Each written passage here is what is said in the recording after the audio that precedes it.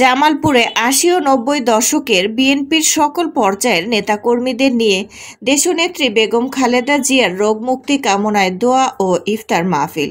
রবিবার ৮০ ও ৯০ দশকের জামালপুর বিএনপির সকল পর্যায়ের নেতাকর্মীদের আয়োজনে শহরের জেএফসি রেস্টুরেন্ট বসাক মার্কেটে এই ইফতার মাহফিল অনুষ্ঠিত হয়।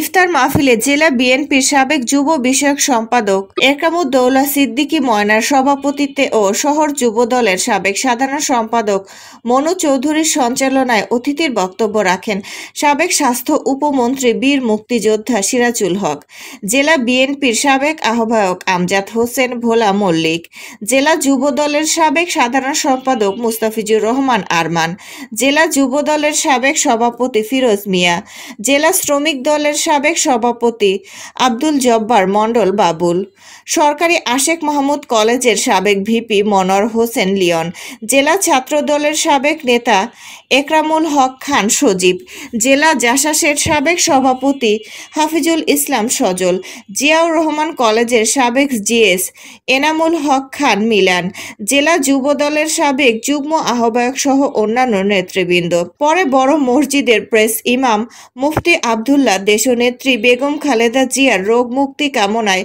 দোয়া ও ইফতার মাহফিল শেষে ইফতার শুরু করেন। বিস্তারিত দেখুন শরীফুল ইসলাম ঝোকনের প্রতিবেদনে।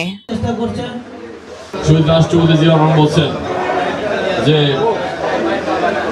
ব্যক্তি যে দল বড় দল নিচ্ছে দেশ বড়, সকলেরই কন্ট্রিবিউশন কম বেশি কম্পিটিশন আছে।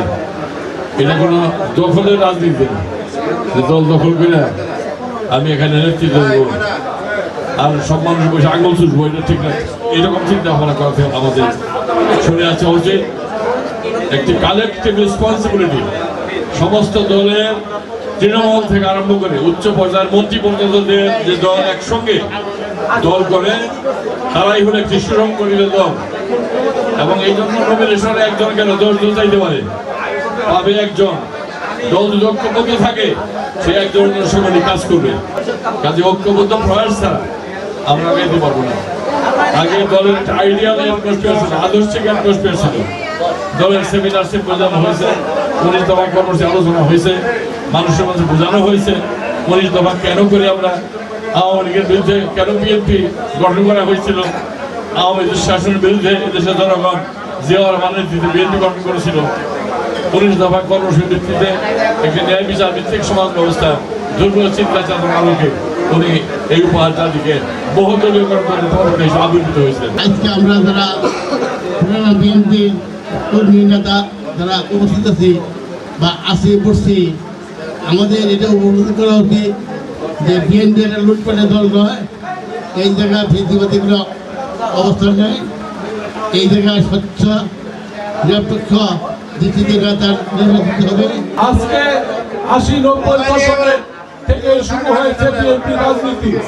আজকে যারা অতীতে আমাদেরকে যাদের অনুপ্রবেশকারীদের সুযোগ সুবিধা দিয়েছেন আপনাদের ইলেকটিভের কারণে, আমি মনে করি আজ থেকে আপনারা সকলে সক্রিয় হন। আমরা যাতে 80-90 দশকের স্মৃতি আবার পুরানো নেতৃবৃন্দের সমন্বয়ে আমরা যেন একটি ভালো মিলন মেলা করতে পারি। আল্লাহ যারা আহত তাদেরকে সুচিকিৎসার ব্যবস্থা করে দিন।